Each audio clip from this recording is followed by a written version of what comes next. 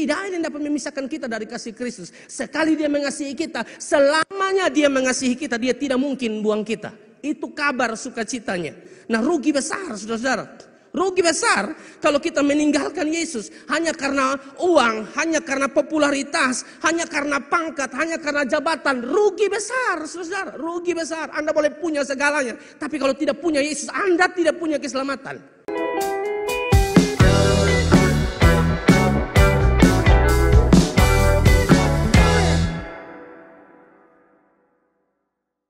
Kalau kita melihat di dalam Roma pasal 8 ini, saudara-saudara, ya, kalau kita baca seutuhnya, saudara-saudara, ya, kita bisa melihat hak-hak istimewa, saudara-saudara, bagi orang percaya. Saya tidak mungkin membahas semua, saudara-saudara, saya hanya sedikit memberitahukan saja kepada saudara. Dimulai dari ayat 1, Roma pasal 8 ayat 1, itu sudah dikatakan begini. Ini nih hak-hak istimewa bagi orang percaya. Jadi bersyukur saudara-saudara ya. Kita bisa percaya Yesus, tapi kita ingat, kita jangan sombong ya. Kita bisa percaya juga, percaya itu dikaruniakan. Kita bisa beriman kepada Yesus, iman itu dikaruniakan saudara-saudara. Di radio kemarin, orang bertanya kepada saya ya.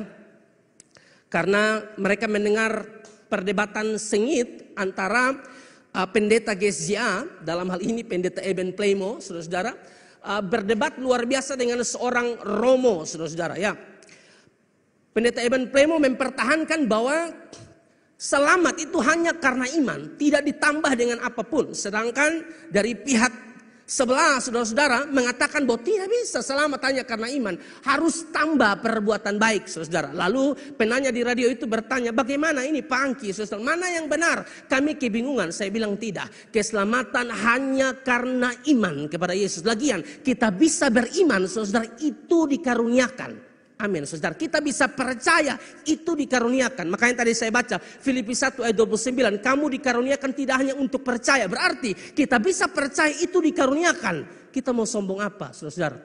Nah, kita sebagai orang percaya itu ada hak-hak istimewa yang Tuhan berikan bagi kita. Yang pertama ini dikatakan di sini tadi. Roma pasal 8 ayat 1. Demikianlah sekarang tidak ada penghukuman bagi mereka yang ada di dalam Kristus Yesus. Itu bicara tentang orang percaya. Tidak ada penghukuman bagi mereka. Amin.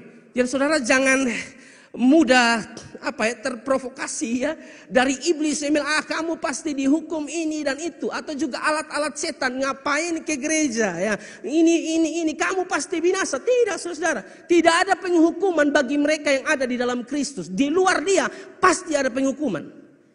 Amin. Yohanes pasal 3 ayat 18 juga bilang begini, barang siapa percaya kepadanya, ia tidak akan dihukum. Barang siapa tidak percaya, ia telah berada di bawah hukuman. Ini hak-hak istimewa, saudara-saudara, bagi orang percaya. Markus 16 ayat 16 juga bilang begitu, saudara-saudara.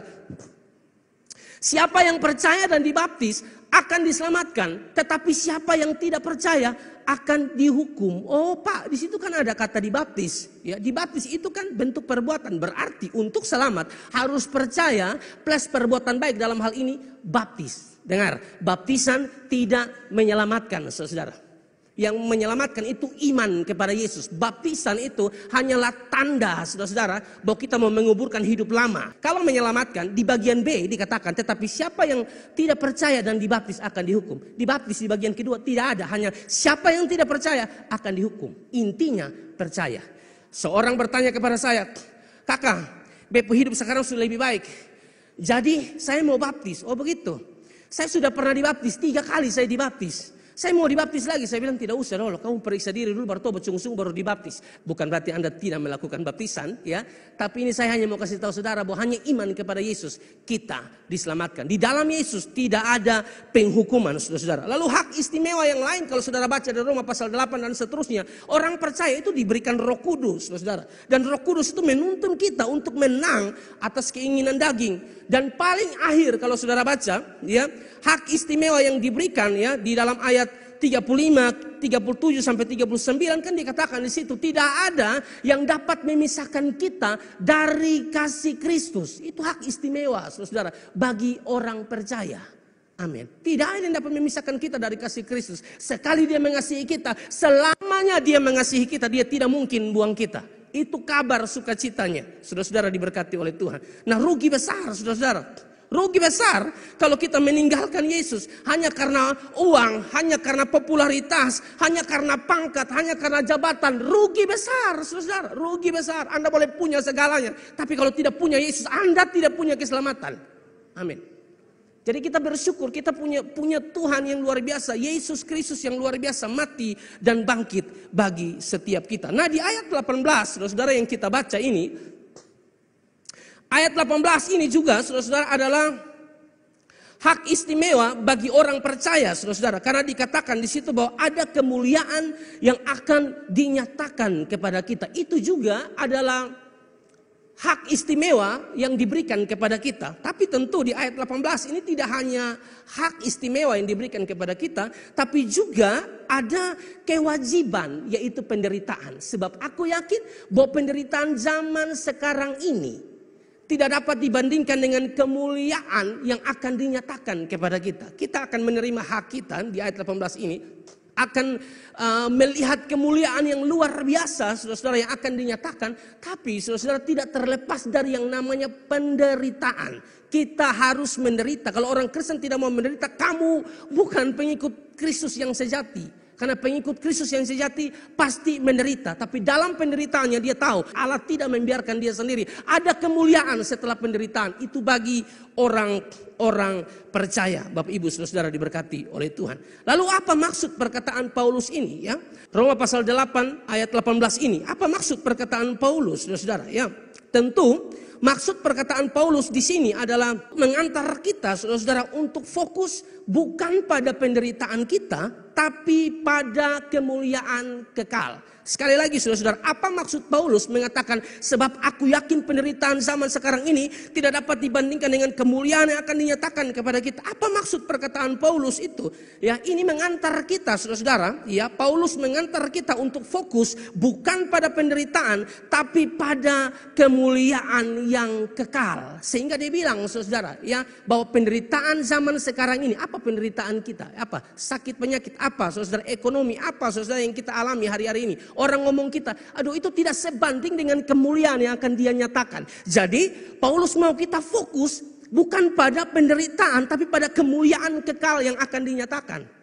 Makanya di bagian lain 2 Korintus pasal yang ke-4 ayat yang ke-17, 2 Korintus 4 ayat 17, dia bilang begini, sebab penderitaan ringan yang sekarang ini, sudah lihat, sebab penderitaan ringan yang sekarang ini mengerjakan bagi kami kemuliaan kekal yang melebihi segala-galanya, jauh lebih besar daripada penderitaan kami.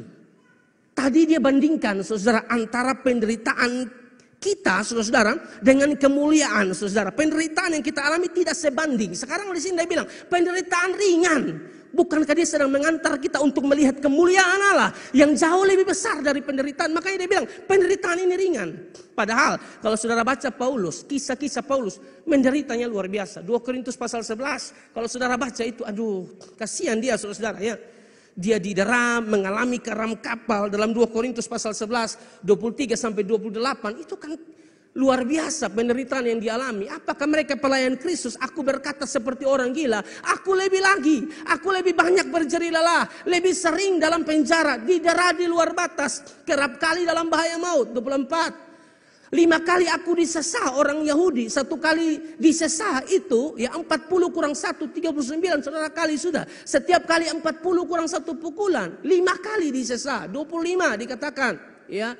3 kali aku didera, 1 kali aku dilempari dengan batu. 3 kali mengalami karam kapal, sehari semalam aku terkatung-katung di tengah laut. 26 dikatakan, dalam perjalananku aku sering diancam bahaya banjir, bahaya penyamun, bahaya dari pihak orang-orang Yahudi, dari pihak orang-orang bukan Yahudi, bahaya di kota, bahaya di padang gurun, bahaya di tengah laut, bahaya dari pihak saudara-saudara palsu. Dia sudah alami penderitaan yang luar biasa. Tapi bisa-bisanya dia bilang penderitaan ringan yang sekarang ini, bisa-bisanya dia bilang penderitaan zaman sekarang ini tidak sebanding dengan kemuliaan. Bukankah dia sedang mengantar kita untuk fokus pada kemuliaan kekal, kepada kemuliaan yang akan dinyatakan kepada saya dan saudara.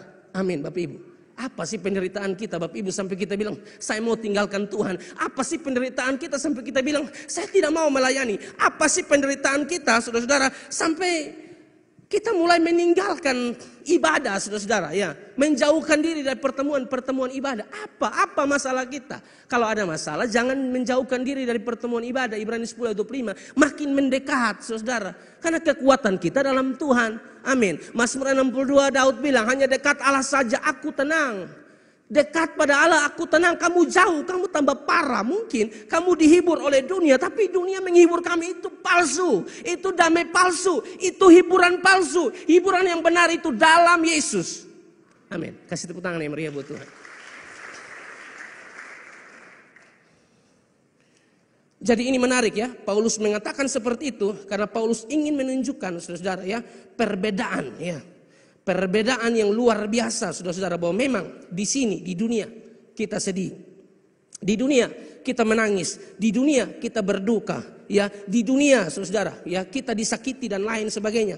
Tapi kelak, saudara-saudara, di sorga nanti tidak akan ada lagi hal-hal ini. Saudara percaya mati di sorga? Tidak boleh. Aduh, tapi mana bisa bingung? Tidak bisa. Saudara percaya Yesus sorga, saudara. Masa si Yesus ngomong lain, bikin lain? Yesus tidak berdusta, amin. Jadi kalau orang tanya saudara, mati di mana? Bilang sorga. Kamu orang percaya? Iya, saya orang percaya. Kalau kamu mati sekarang di mana? Bilang sorga. Jangan abu-abu, saudara-saudara. Hari-hari ini banyak hamba Tuhan tuh abu-abu. Orang tanya keselamatan dalam Yesus kok abu-abu. Bagian tanya langsung hantam. Di dunia kita menangis, di dunia kita sedih, berduka. Tapi Wahyu 21 ayat 3 sampai ayat yang keempat, saudara-saudara, ya, kalau kita di sorga nanti, saudara-saudara, ya, dikatakan begini. Lalu aku mendengar suara yang nyaring dari tahta itu berkata, lihatlah kemah Allah ada di tengah-tengah manusia dan ia akan diam bersama-sama dengan mereka. Mereka akan menjadi umatnya dan ia akan menjadi Allah mereka. Ayat 4, dan ia akan menghapus segala air mata mereka dan maut tidak akan ada lagi. Tidak akan ada lagi perkabungan atau ratap, tangis atau duka cita. Sebab segala sesuatu yang lama itu telah berlalu. Kalau di dunia kita sakit, di dunia kita menangis, di dunia kita sedih, di dunia orang bikin sakit hati kita. Kadang-kadang kita pikir minyak tanah yang makin susah, pikir token listrik dan lain sebagainya, pusing saudara. Tapi di surga tidak ada, kita tenang, tidak ada lagi duka cita, tidak ada lagi tangis. Saya mau tanya siapa yang mau pergi surga? Hei, senada.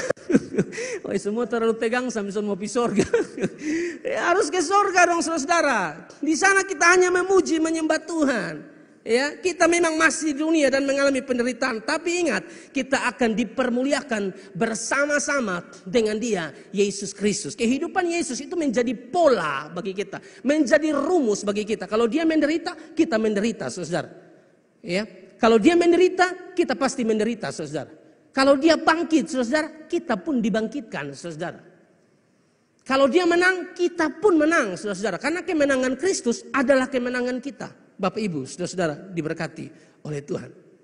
Makanya Matthew Henry, waktu saya baca bagian ini, Matthew Henry itu mengumpamakan penderitaan dan kemuliaan itu seperti ada dalam satu timbangan, begitu ya. Ada dalam satu timbangan, yang kiri adalah penderitaan, sedangkan yang kanan itu adalah kemuliaan. Tentu saudara-saudara, kalau mau dilihat mana yang lebih berat, kemuliaan itu lebih berat, lebih kuat, lebih luar biasa daripada penderitaan ini. Amin Bapak Ibu. Jadi dalam hidup kita, apapun penderitaan kita, tetap kuat, tetap setia di dalam Tuhan Yesus Kristus.